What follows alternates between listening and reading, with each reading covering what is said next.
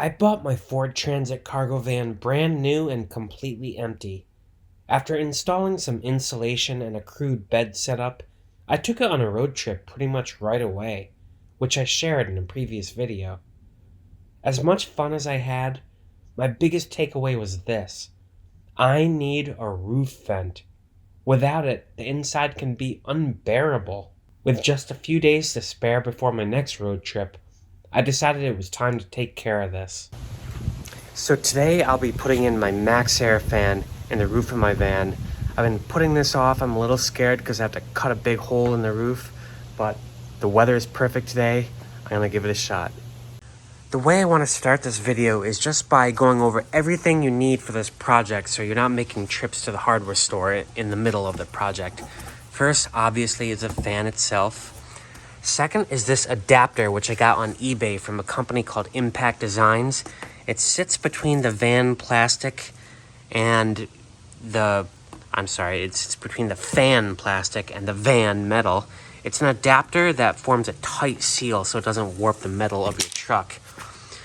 Third, you need a plastic bag for collecting shavings, some tape. The tape is just to make markings and to collect metal dust, so any old tape will do. Marking tool, I have a black van, so I use a white pen. Butyl tape, 3M, which is an adhesive. This sealer, it's a silicone sealer. A lot of people use Dicor, but Dicor is really ugly and messy looking. As long as you don't use something with a harsh solvent in it, you'll be fine. Of course, you need a gun for using that stuff. Flex Seal, which will cover the adapter. A Scotch-Brite pad for taking off the paint. A metal file for filing down your cuts. A jigsaw for actually making the square cut in your roof. Some protective gloves. A drill. Some rubbing alcohol, because you don't want to use water when you're wiping down the surface. Some Rust-Oleum paint for covering over where you made your cuts. Some brush to use the Rust-Oleum, and a beverage. I'm going with Diet Coke today because it's a little early for beer. So the first thing I'm going to do is make a pilot hole that I'm going to drill up from underneath between those two joists. So with the pilot hole drilled, the second thing I did was install a trash bag on the roof to catch most of the metal shavings, and I just laid down a tarp on the bottom to catch hopefully everything else. So I'm on the roof now, and you can see where the pilot hole came through right there. And this adapter fits right into these grooves in the transit, so that's how you know it's centered. Now it's just a matter of getting that hole centered exactly in the middle of the square. So you can see I used a ruler, and just using my white marker, I just traced outside that adapter. The inside is the perfect 14 by 14 square that you're going to cut out. The outside is where I'm going to be sealing and putting the outside of that fan piece. And now with the adapter line marked, my 14 by 14 square, it's time to make my cut with a jigsaw. First, I'm just going to drill some pilot holes in the corners. It's important to use a drill bit that is larger than the blade of your jigsaw so you can get it right in there and make a clean cut. Here goes nothing.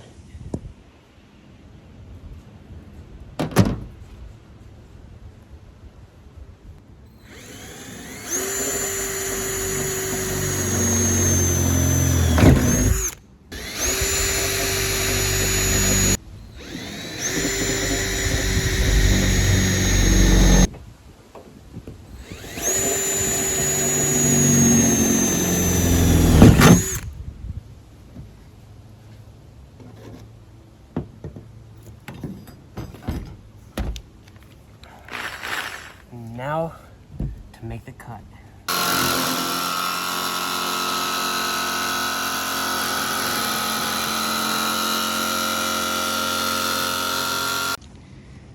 And here we go.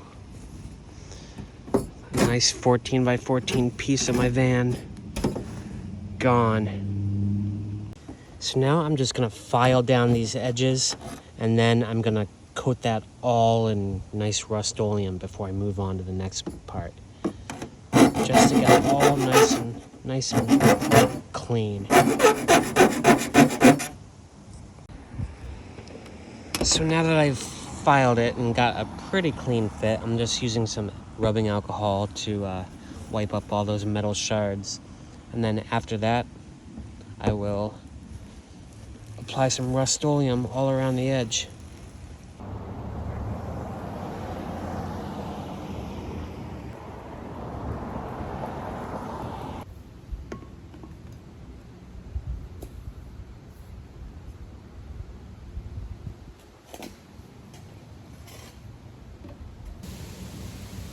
Next, with the Scotch-Brite pad, I'm just gonna scuff away all around within where that flange is gonna fit between these white lines.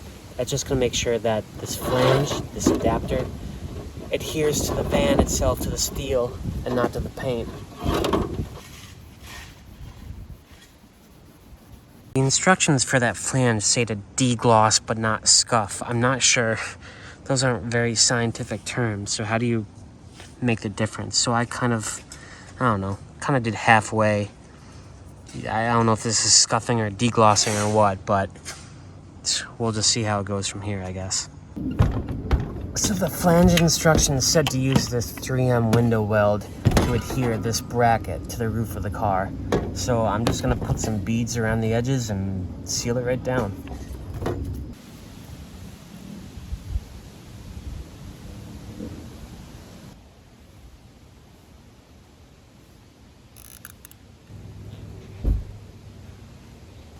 Now with that sealer, adhesive 3M, whatever it is, all around the edge, I'm gonna put on some gloves, I'm gonna place it down and stick it to the van.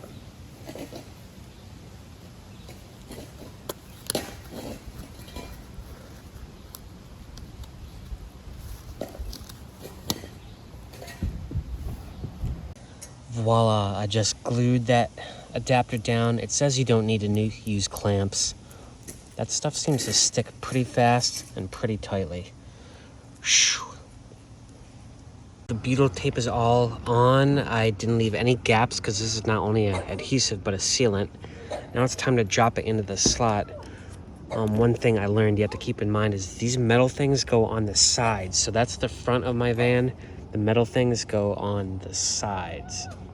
Problem I noticed, and I don't know if other people encounter this, but using one layer of butyl tape, it just was not sticking to the flange on the two sides due to the way the curvature of the van is, I guess. So I'm gonna try to double or even triple layer the butyl tape on this and make sure it's absolutely sealed. So folks, that was the first real problem I encountered in installing this that I didn't see anything about in any of the instructional videos or even in the directions that come with a fan. When you install that butyl tape, you need to put at least 2 layers down, 2, maybe even 3 layers down until it thoroughly catches on all 4 sides. One layer of, here's just the tape I got stuff on Amazon that was recommended. One layer did not catch, it did not form a seal. I needed to use 2 layers, so keep that in mind. So it's all nice and sealed with that butyl tape. The next step is to install those 16 screws, which came with a fan in the same pack as these blue electrical things. And after some trial and error, I just determined the size of the drill bit you want to use is 5/64. It's just small enough that you can get the drill in and it still has something to grip onto and makes it a nice tight fit, nice tight seal. So drilling those in was by far the most tedious and time-consuming thing I've done so far. That took like way longer than expected. But you can see the purpose it serves. It makes sure this whole assembly, the adapter and the flange and the roof, is just very tightly secure. I feel much better about that butyl tape seal. Now, next thing I'm gonna do is first remove this tape because I don't really need it anymore. And then I'm gonna use my silicone-based black adhesive sealant. And I'm gonna put dabs of it covering up all these screws because I'm not sure if they're made of steel or what. And I'm gonna seal the entire perimeter. I'm just gonna coat the damn thing. So I realized I took that tape off too early. I put the sealant over all the screws, but I want to put it around the edge too, but I want it to have a nice sharp, clean look. So I'm gonna let it seal with the tape on and then pull the tape off. That silicone sealant has dried for a couple hours. Now I'm just gonna spray it with some Flex Seal as just a second protective coat. It's been 24 hours, I've let all that sealant dry.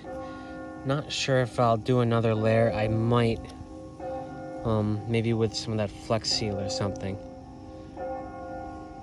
Seems pretty solid. Time to take this tape off. So everything has had 24 hours at least to dry.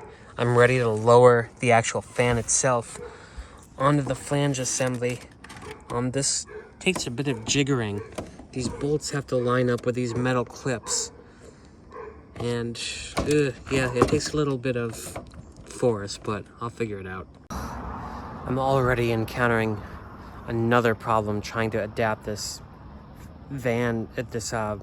fan down onto the flange. It just doesn't fit. I'll show you what I mean.